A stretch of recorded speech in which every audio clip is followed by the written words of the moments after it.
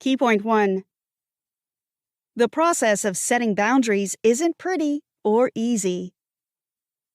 Conflicts with other people, time management problems, and the toxic influence of social media are issues people are discussing nowadays. These things bother them enough to visit a therapist for help.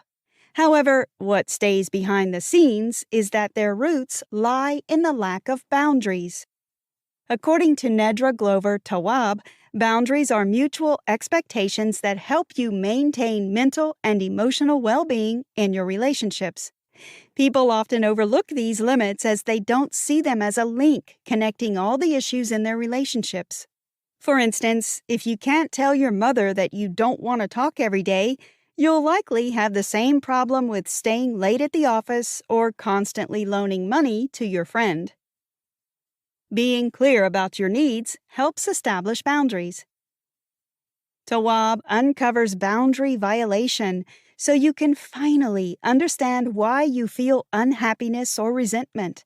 Even though the term boundaries may seem to you as something related to limitations and walls, on the contrary, it will bring you freedom and comfort. Not only do relationships with other people influence our lives, but also our choices and how we feel daily. It's your responsibility to care for yourself without excuses. Nedra Glover Tawwab. If you're wondering if you lack boundaries in your life, here are some signs to watch out for. Times when you avoid certain people because you think they will ask for something. Feeling guilty for saying no. Being too busy most of the time. Wishing you could disappear. Feeling tired and burned out. If at least a few appeal to you, it's time to revise your limitations. In the following chapters, you'll learn how to set clear boundaries and deal with problems arising on your life path. Key point 2.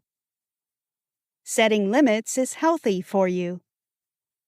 Complicated relationships with your family, friends, colleagues, or a love partner might signal that you have problems with your boundaries. What are they? Having healthy boundaries means you feel safe and comfortable saying no, accepting it from each other, and saying yes. There are multiple signs that your boundaries aren't healthy at the moment. Mental health is your most important indicator. It suffers when you or another person violate comfortable boundaries, leading to anxiety as a natural response to constant stress. Other symptoms are poor self-care. When you prioritize helping others, you neglect your own needs. People mistakenly believe self-care is egoistic, but you aren't a machine. You must recharge your battery. It isn't simply about a spa day or shopping. Instead, self-caring means paying attention to your own life and needs. Saying no to self-sacrifice is the best way to support yourself. Avoidance. Ignoring and cutting people off is a coping mechanism you unconsciously use when you can't deal with particular situations anymore. For instance, when you can't say no to your friend who repeatedly asks for your help, you don't answer the phone or pretend to be ill. Avoidance is a passive-aggressive way to say you are done. When feeling overwhelmed, ask yourself what tasks from your to-do list can you delegate and what you must do independently. Resentment. It's a red flag when you start acting out of obligation to another person without joy. With time, your anger level will increase, bringing massive conflicts. You don't have to face irritation every time. Try to implement boundaries and ask for support to prevent the worsening of the relationship. Why is it so challenging to build boundaries? We bring the strategies we learned in childhood from our families to our adult life. So, if your family ignores limits and leaves them unspoken, you will likely have problems communicating your needs. On the other hand, for those whose parents respect healthy boundaries and take care of each other's comfort, it's natural to set limits with people. Boundaries are crucial at all ages, especially with children, as they learn expectations within a relationship. Key point 3. Learning to say no is not enough. Boundaries are multi-leveled, and you must understand where they start before setting them. Let's take a closer look at 3 major types. Porous. If you struggle with oversharing, codependency, and a tendency to please others, you might find it difficult to assert your boundaries. This situation could lead you to accept mistreatment and constantly seek external validation. An example is when you loan money to someone even though you can't afford it, or help with babysitting despite already having plans. As a result, you feel anxious and depressed due to the inability to express your boundaries. Rigid. In contrast, this type means distancing from others and overusing no due to a fear of vulnerability and self-protection after a negative experience in the past. A person with rigid boundaries never shares, cuts people out, sets strict rules, and uses a harsh tone to prevent others from asking again. Healthy. This type requires clear communication and being explicit about your values and emotional, mental, and physical capacities. To set boundaries, you must communicate them and take action when required. Both steps are challenging, but this process is a part of your path. Verbal communication is essential as people have different expectations and others can't read your thoughts based only on your body language. Try to be as explicit as possible when sharing your needs to prevent misinterpretation. A person with healthy boundaries can say no without apologizing when a situation brings discomfort, but also they are comfortable hearing no. Finally, uphold your words through your behavior. Without action, you won't show how serious you are about the discomfort. For instance, you've told your friend that you have a busy schedule and they need to respect the plans you agreed to beforehand. If they're late without informing you about it, you need to explain that it's a problem for you. You can say, "I want to spend time with you, but you didn't show up at the time we scheduled and I warned you about my limits. I can't wait for you today, but we can find some time during the next week." It's crucial to show through your actions that you respect your time, so they will also respect it.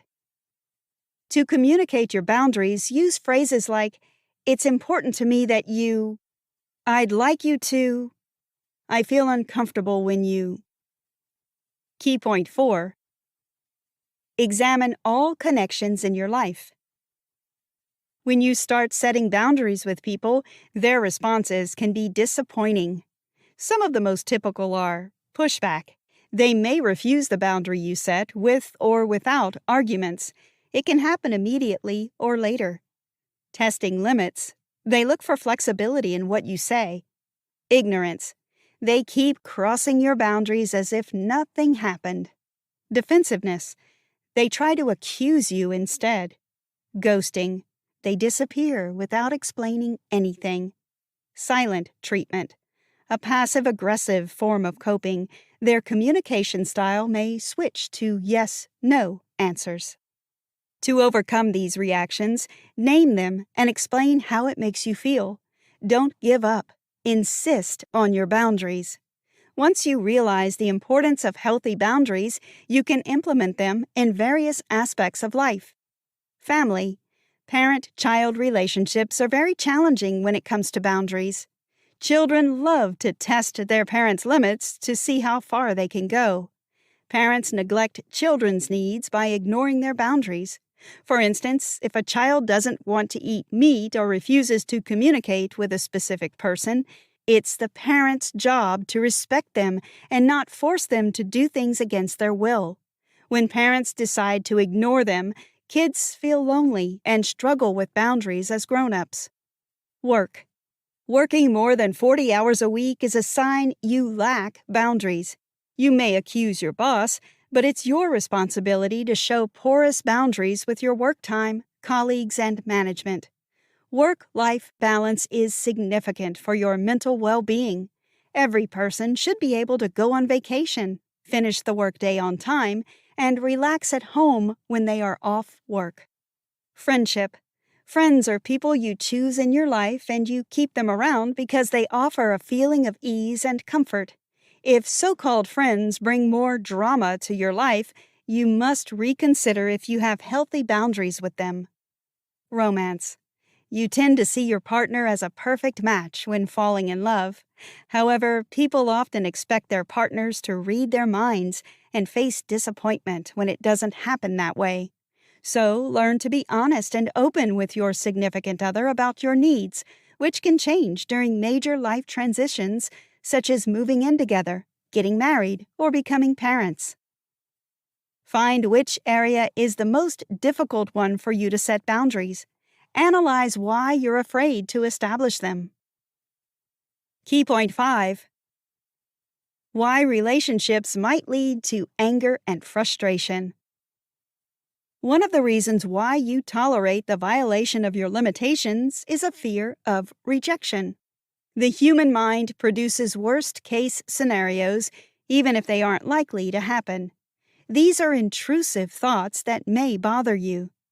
Does it mean I'm selfish? What if they think I don't love them? What if I lose this person? What if they are mad at me? However, you have no idea what's happening in other people's heads, so don't overthink, but build constructive communication. It doesn't mean you're asking for too much if they aren't ready to change their behavior for your comfort. More likely, they are comfortable using unhealthy strategies as it's easier for them to get what they want from you. In the previous chapters, we focused more on defining and setting boundaries, and now it's time to define different types. Physical boundaries. These limits consist of physical touch as well as space around you. Only you can define what is appropriate and set the limits. Examples of violations are forcing hugs and kisses, especially with kids. Physical abuse. Touching in a way that brings discomfort and showing affection in public. To honor your boundaries, start verbalizing them and being explicit about what you don't like. Sexual boundaries. Touching, making sexual jokes or comments, or engaging in sexual activities without verbal consent violates sexual boundaries. Don't hesitate to report sexual misconduct that you experience or witness. Intellectual boundaries. Everyone has a right to their own opinion. It's a violation if others start calling you names or yelling based on your expression. And conversely, respect others who don't share your views. Emotional boundaries. Invalidating others' feelings is inappropriate. For some people, sharing emotions is more complicated than for others. You can support such individuals by demonstrating empathy and minimizing judgment. Material boundaries. Your possessions belong only to you, and you have a right to decide if you want to share them or not.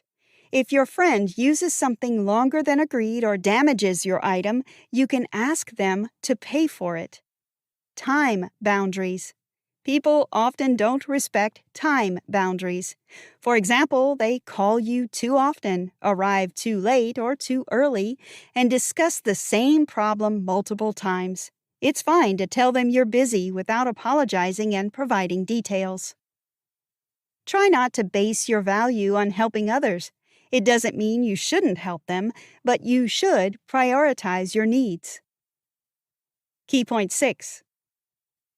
Clarify your needs in new relationships straight away. Communicating your boundaries can be complicated when you don't have experience or if it didn't work out last time. There are a few steps that are significant if you want to succeed.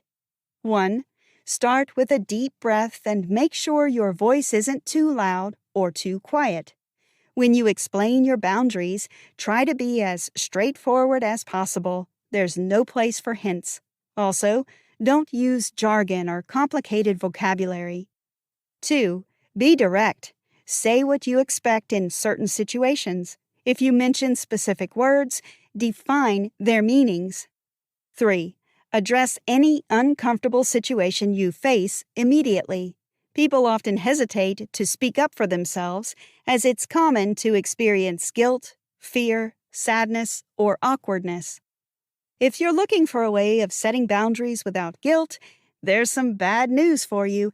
It's impossible. You may feel guilty because you believe talking about your needs is bad. At least, that's what people usually learn from their parents. It's natural to feel this way when you establish boundaries, but don't let your emotions overwhelm you. Remember that healthy boundaries are essential for your mental state, and you should respect others' limits too. Fear often comes from negative experiences. However, when you victimize yourself, you let the other person control you and your relationship. Sadness occurs when you think the other person can't handle the situation and your words hurt their feelings. Also, sometimes you're sad because you must explain your needs and the person doesn't understand them. When someone violates your boundaries, you need to follow 4 simple rules. React to it at the moment. Your first reaction is significant as it shows your limits. Even saying, "I don't like it," is better than silence. It signals that you aren't okay with the situation. Communicate your boundary again. For example, if someone shows up without calling, say that you see it as inappropriate behavior. If the situation occurs for the second time, tell the person how you feel and your expectations. Never let it slide. They will do it again. Try to practice these rules during the upcoming week. You don't need to apologize or explain yourself when setting boundaries. Key point 7. How childhood traumas affect you throughout your life. The most crucial relationship in your life is the one with yourself. Undoubtedly, your family, friends, and partner affect you, but your daily personal choices determine the quality of your life. Your self-boundaries imply how you manage your time and finances, self-care, the behavior you tolerate from others, and the people you allow in your life. We don't naturally fall into perfect relationships. We create them. Nedra Glover Tawwab. Finances. Only loan money to someone if you can afford to lose it.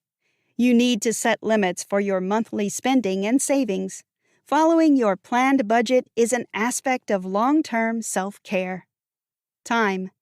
Poor time management and a lack of discipline illustrate the need for self-boundaries. It's crucial to follow your schedule and delegate what you can. Self-care. This term doesn't mean you need to pamper yourself endlessly. Instead, you must ensure you care for your mind and body by spending time on self-nourishment, practicing positive self-talk, spending time with energized people, and forgiving yourself are less obvious examples of the good treatment you should include in your daily self-care routine. Thoughts. Negative thinking and inner dialogue full of criticism can have an adverse effect on your mental and emotional state. Try to practice mantras for self-kindness to bring comfort to yourself. People you allow in your life. Instead of getting upset about your friends being unreliable, it might be a good idea instead to ask yourself why you keep these people in your life. Remember, you choose a dating partner or people to be friends with. Setting boundaries is the initial stage of the process. To make them work long-term, you must face situations when someone violates them. You show how serious you are about your intentions by upholding your boundaries. However, this process also requires personal discipline, as you may have to confront your tendencies toward self-sabotage and procrastination. Sometimes you may unintentionally disregard your boundaries, but when you notice you are in such a situation, you must return to your promise. Ask your friend or partner before they share their problems, "Do you want empathy or a strategy right now?" Then you'll know if they need your advice. Did you know? Ultimatums can be toxic and aggressive. However, you can use them to verbalize the consequences for someone who oversteps your boundaries. Conclusion. People establish healthy boundaries to ensure other parties respect their needs and expectations. Once you are heard and understood, you can feel comfortable in your relationships. On the other hand, you may feel overwhelmed, drained, and stressed when you lack boundaries, which may lead to increased chances of depression, anxiety, and other mental health issues.